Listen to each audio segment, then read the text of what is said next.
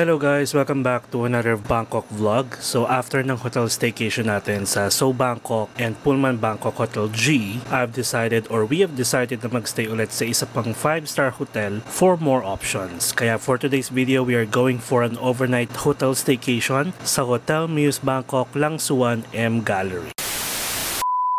Hotel Muse Bangkok, guys, is also under Accor Hotels, and here they serve 4 different welcome drinks, in which 2 were normal juice and the other 2 were juice with alcohol. And standard check-in time is 2 p.m. and standard check-out time ay 12 noon.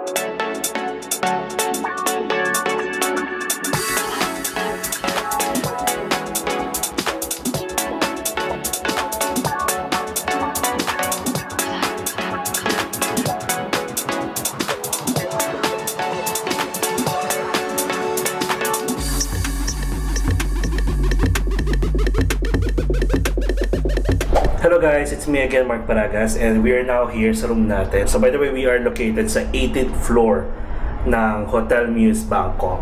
And syempre, itong pinto. Tapos dito ulit sa gilid, hindi ba ako nagtasawang magsabi sa inyo na you should at least familiarize yourself sa mga evacuation plan just in case may emergency. So may mga switches dito, of course, and they have mirror here. Kita ba? Alright, so here sa aking left side, they have the cabinet. May mga drawer, empty drawer. May safety deposit box. May libreng slippers. In fairness guys, ang ganda ng slippers nila. We're gonna use this later. Yung other door naman, sliding door. Ang kanilang plancha, may libre tuloy. Merong payong pag maulan. May emergency flashlight, may mga hanger, may plancha, may iron board. Tapos dito is yung space for your luggage. So now, sa aking right guys, ang ganda ng toilet and bath. Okay? So, this is it. They have the vanity mirror. Of course, the sink here. And then may mga complimentary sewing kit, dental kit, my hairbrush. Tapos may shaving kit, o diba? And then, they have the bathtub. Tapos window, kita yung bed. Pero mamaya na tayo din sa bed. And then on this side, mga towels. May complimentary water. Do not drink, guys. Pag nasa ibang bansa kayo, do not drink sa mga tap water, okay? Sa mga faucet. Meron yan, pwede kayo mag-request ng water. And then they have the toilet. Sa ibang bansa, matumal na yung mga bidet. Rare scenarios lang or mga eksena yung may mga bidet na toilet. Pero dito wala. Okay, so tissue lang tayo. Tapos dito shower, ang head shower bin, tapos ang handheld shower, ayan. Alright, so that's it. Now, let's go here. Nandito kanilang coffee machine. May kettle, may complimentary tea, coffee, creamer, and sugar, may mugs. Tapos may mini fridge dito sa ilalim. Ayan. And make sure na aware kayo kung libre yan or hindi. Pero dito sa Hotel Muse, hindi siya libre guys. So may mga bayad yan pag na-consume ninyo. Kasi upon checking in, hihingan kayo ng deposit. I forgot kung magkano. Tapos pag may na-consume kayo dito or sa bar nila or sa restaurant nila, then automatic i-deduct na lang. Tapos meron dito yan. Ito yung mga price. So ibig sabihin, may bayad. They have, malaki yung TV nila. Parang siguro mga 47 or 50 inches TV. And then this one guys, so ang cute. Parang treasure box. Pero drawer. Empty drawers. And then they have the work table here. Kung gusto niyo magtrabaho habang nag-stay dito, pwede. Tapos may in-room menu. Ayan. So, if you want to have an in-room experience, pwede kayong order. Dial nyo lang yung number nila. Ayan, may chair. Tapos may empty drawers again. Dito naman sa kabilang side, ang kanilang couch. Ayan. Pwede kayong pag-pictorial dito, guys. Ayan. And then, of course, the bed. This is a king-size bed, guys. Later on, we're gonna talk more about the rates at mga room categories na meron dito sa Hotel Muse Bangkok. Siyempre, magkakaroon din tayo ng hotel tour. So, hintayin nyo na lang. Palagi naman natin inuuna yung room tour kasi ito naman yung una natin pinupunta after check-in, di ba? So, this is a king-size bed again. May 2 lampshades, may 2 side tables.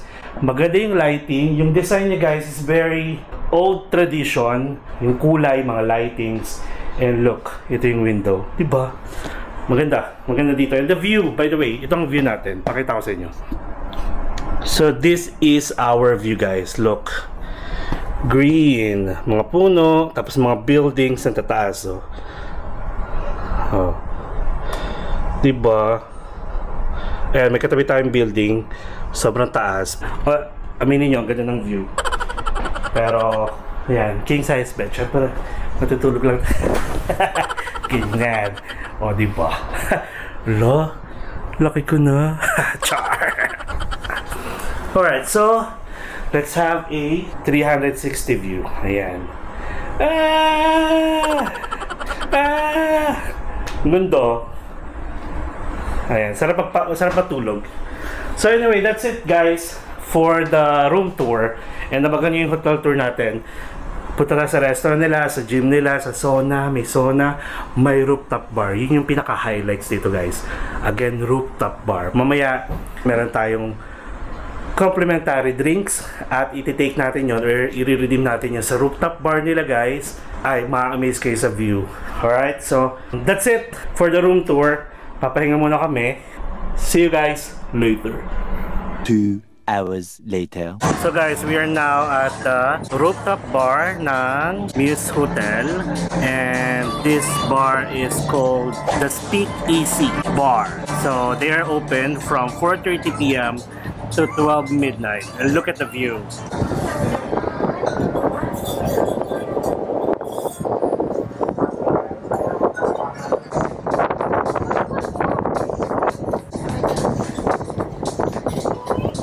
Sobrang ganda dito, guys, kaso wala nga lang siyang sunset kasi medyo cloudy, but the view itself, look.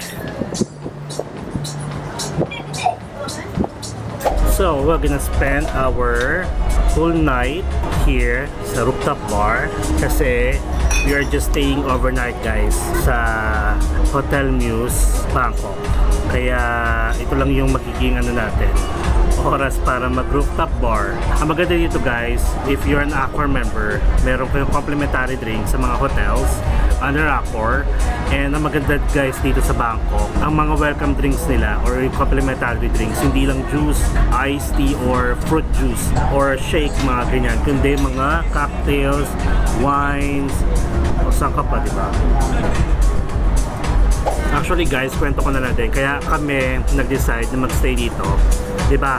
Kung nasusubaybayan yung mga vlogs natin, pag nasa tour talaga tayo, nasa ibang destination, most of the days, magstay tayo sa mga cheap hotels. And then, yung pinaka last day natin, mag-spend tayo ng overnight stay sa isang 5-star hotel para at least meron kayong options kung gusto nyo magstay sa mga ganito para talagang complete hotel staycation. May napanood kasi ako sa vlog sa YouTube na Accor member din siya, tapos nagstay siya dito sa Hotel Muse Bangkok. And then yung complimentary drinks niya, overflowing, like only drinks, tapos only canopies, pika-pika, chips and everything.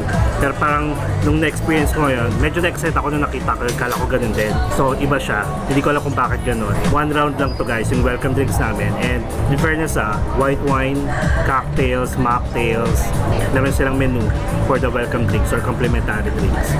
Pero kanina nung nag-check-in kami, meron naman kaming welcome drinks, guys, 2 juice and then 2 alcoholic drinks. O diba? So bali 4 yun. Diba? Hindi sila madamon. And in fairness na-realize ko na hindi naman sa sobrang sobra, pero compare sa rate ng mga hotel sa Pilipinas, dito pa lang sa Thailand, ang mura guys, parang 50% off yung mga hotels dito compare sa atin. Hindi ko lang alam kung bakit. Siguro tax talaga yung nagpalakas or nagpataas nung mga hotel rates sa atin. Yung mga ganitong view pag sa atin, rooftop bar, mahal na. Ayan nasa ano tayo 24th floor ng hotel. And as you can see, mas may mga matataas pang buildings dito. Andito yung sunset actually, kaso mukhang wala siya kasi maulap. Pero anyway, nonetheless, maganda naman yung experience natin. We have the white wine, we have the red wine, siguro isang round lang, and check namin kung order pa kami ng anything to eat dito para makapag-stay pa kami ng matagal. And by the way, again, si Bangkok or si Thailand is 1 hour behind kay Philippines ko. So kung ngayon 7 PM na kay Philippines, dito guys 6 PM pa lang. Pero look at the view, sobrang liwanag pa. Alas 6 ng gabi dito Tapos nakakatuwa kanina, kumain kami sa Siam Paragon. Sa Siam Paragon guys, kapag meron silang food court na tinatawag Gourmet Eat, tapos halos karamihan ng mga food stall doon, mga Michelin guide. Talagang masasarap yung mga food at pinipilahan siya. Dito kasi guys, pag mga street food or any restaurant, basta pinipilahan dito sa Bangkok or dito sa Thailand, 100% guys, legit na masarap. Hindi katulad sa atin kasi, pag mga Pinoy vlogger or mga food vlogger na nag-vlog about sa food, either bayad lang sila or gusto lang nilang makisabay sa hype or wala lang, alam mo yun, may mga vlog lang. Iba pa rin yung may experience nyo talaga. Pero dito, swak talaga guys. For sure, 100% legit na masarap. And then, ang maganda pa dito, kahit na mainit, pumasok lang kayo guys sa mga convenience store like 7-Eleven, mga restaurant, mga fast food. Pumasok lang kayo ng mall, sobrang lamig. Hindi sila madamot sa aircon guys. Even yung BTS train nila mismo, pumasok lang kayo, hindi sila nagdadamot sa aircon. Kayang magpalamig ng mga ulo ninyo pag naiinitan kayo. Itong Hotel Muse Bangkok, for the location, malapit siya sa Central World, malapit siya sa Big C. Natatanong ko dito yung Big C. Malapit siya sa Siam Paragon, malapit siya sa Lumpini Park, pero hindi siya yung kayang lakarin. Merong convenience store sa baba, may 7-Eleven. Pag gusto mo pupunta sa mga iba't ibang lugar or sa mga night market, kailangan either mag-taxi ka, Grab, or Bolt, or tuk-tuk, or habal-habal. Tapos, yung itsura ng building, yung interior and exterior, medyo makaluma, tapos madilim. Parang yung team nila ata is talagang parang may pagka-museum, collections, and M-Gallery ang peg. Expect nyo na medyo madilim sa hallway, madilim sa lobby, pero maganda. Tapos yung room, in fairness, malawak, may bathtub. Meron pa sila guys, meron pa silang swimming pool of course, meron silang sauna, may gym, pero bukas na yun. So, may breakfast buffet tayo. So, syempre, alam nyo na, mag-hotel tour tayo siguro bukas na kasi talagang pinilit kong maabutan tong ganitong experience dito kasi nga, ngayon lang natin ma-experience tong rooftop bar kasi up to 12 midnight lang to, tapos check out na tayo bukas ng 12 noon. Maganda dito, nakaka-relax yung view. Again, ayan ano to? Matic, ano to? Human drone.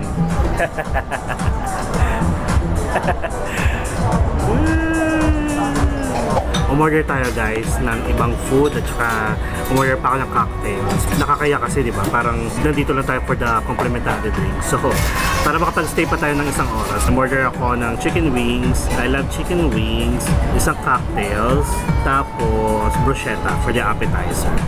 Since maganda yung ating view today, I would like to take this moment para mag-thank you sa mga subscribers natin guys, sa mga followers natin, sa mga friends natin na palagi nakasubaybay sa ating mga vlogs. Yun talaga masisipag mag-comment. Thank you so much guys. Marami na tayong followers guys hindi lang sa Pilipinas kundi sa ibang bansa. Nakakatuwa. Philippines, tapos Canada, US, meron din tayo sa Dubai, sa Saudi, Australia, ayan, New Zealand, Norway, sa Taiwan, sa Thailand, meron na dito. Tapos sa Macau, sa Hong Kong. Hello sa inyo. Thank you guys for always watching my videos and supporting my channel. Sa mga every vlogs na ipopost natin. And guys, again kapag hindi ako nakapag-upload ng mga 1 week, ibig sabihin nasa ibang destination na naman tayo for vlog, for the content. Kaya mahirap mag-edit at the same time habang nasa travel. Dito guys, actually sa Thailand parang wala lang. Naisipan ko lang na pumunta ng Thailand, usupan lang namin na pumunta ng Thailand. Wala talagang itineraries. Parang bahala na ako makapag-vlog or hindi. Basta ang mahalaga makapagpahinga, makapag-enjoy. Yun. Kaya may mga konting tayo, mabablog sa Thailand na totally mga tour na in-offer dito. Prosciutto guys, natikman ko to sa Siargao, masarap. Travel lang ng travel guys. Kung may time kung kaya naman mag-travel, why not? Para at least diba, nakakapag-enjoy kayo. So siguro may mga ways tayo para matawag natin nag-enjoy talaga tayo. Pero sa akin kasi, travel is life. Travel is love. Kasi diba, you learn new things. Adventure, experience, and culture. New friends. Ayun, diba? Kaya travel lang kayo ng travel. Solo, couple, group, pwede naman. Kung sa kayo komportable. Tapos, be careful din. Pag lalabas kayo ng bansa, make sure na you follow the law, mga rules and policies na ini-implement sa isang bansa. Don't be rude.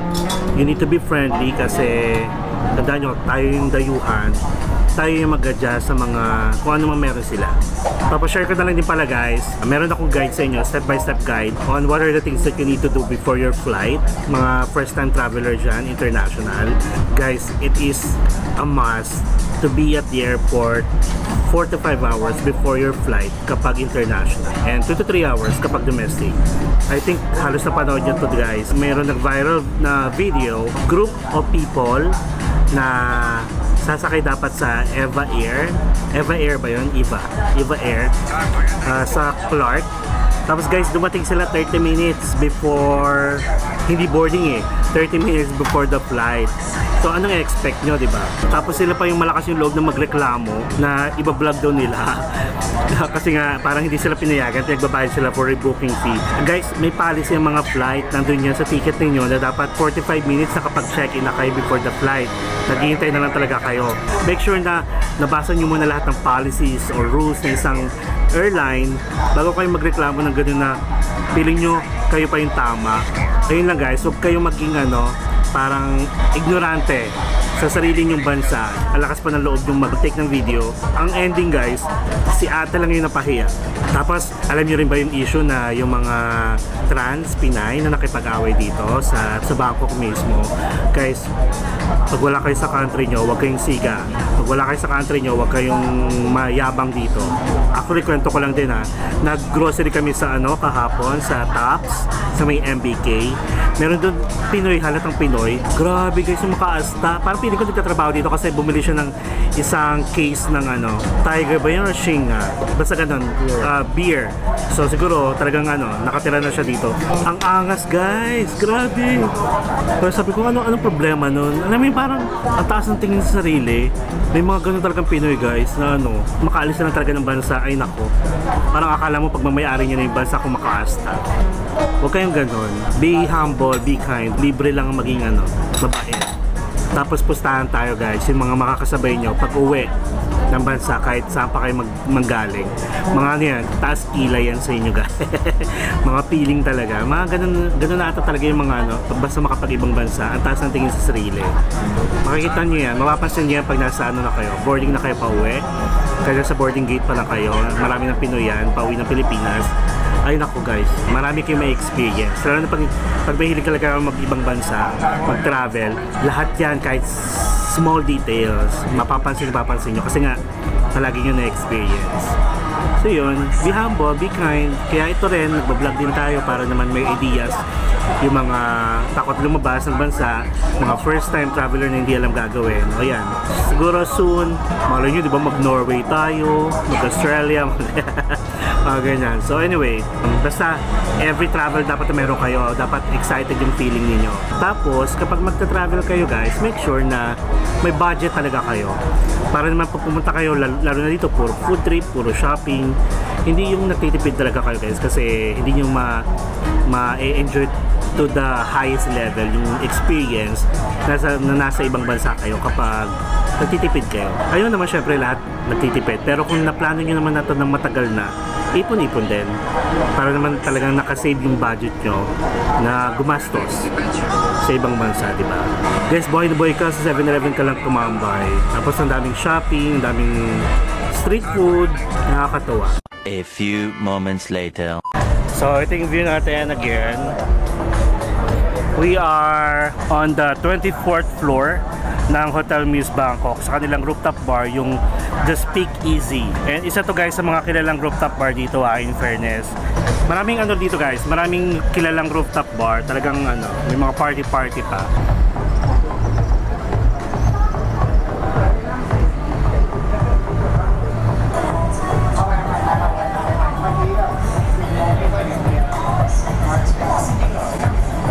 Diba? Ayan yung bar natin guys. Ano lang to parang one side lang ng hotel. Hindi siya buong rooftop. So maganda kasi dito guys pag gabi, yung mga lights, mga building lights. Yan ang skyscraper, ang city lights and city skyline. Ayan. Yan guys ang Lumpini Park. Andito na sa kabilang side ang Big C, Central World, Siam Paragon, Siam Square, ayan, dyan sa side na yan. Nandyan din ang BTS. So guys, we are done here. It's 7:30 PM. Actually, maaga pa. And this rooftop bar is hanggang 12 midnight. Nakarami tayo guys. Naka-apat na drinks tayo. 2 cocktails, tapos isang red wine, isang white wine. And now, I'm just actually trying yung pure video settings for low light ng bago kong camera.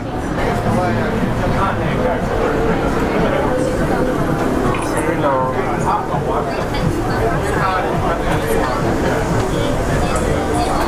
A few moments later. Meron sila guys, complimentary din. Pastries, dessert, and nuts, and dried, I think this is dried pineapple. Diba, nakakatuwa. Saan pa kayo? At kanina, gumala kami sa Siam Paragon.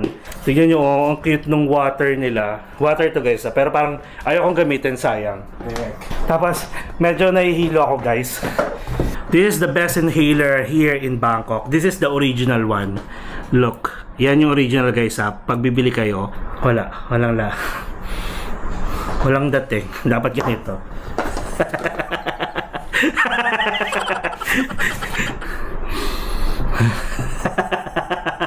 Talagang ano kayo dito guys, mga addict kayo. Ganito dapat kalaki guys Kasi laki na mukha.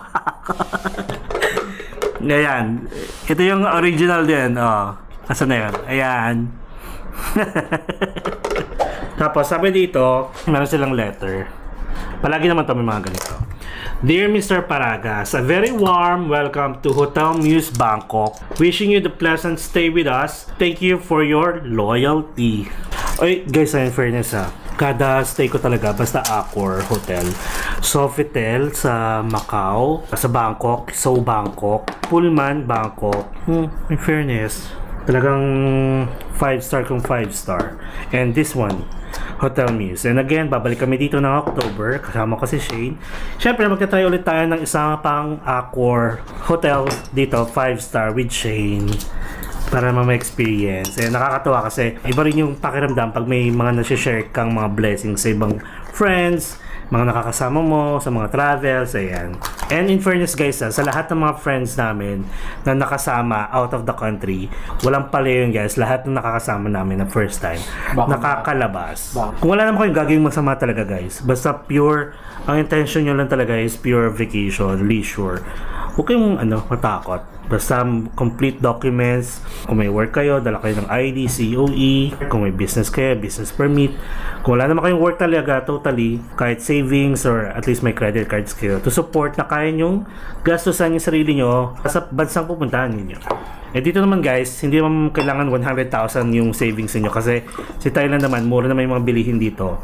Kahit baka 30,000, 40,000, 50,000, okay na yun na savings. As a backup lang Okay, that's it guys. Thank you so much sa pagsama sa akin dito.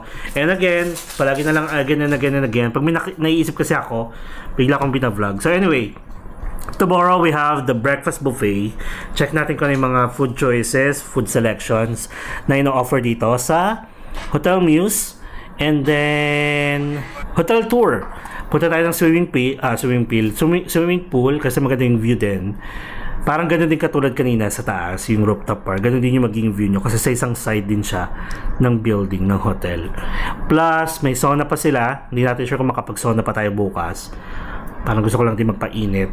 And then, iba pang facilities na meron dito. Check natin kung ano pang meron. Okay, so, yun lang. See you tomorrow! Wow, you're so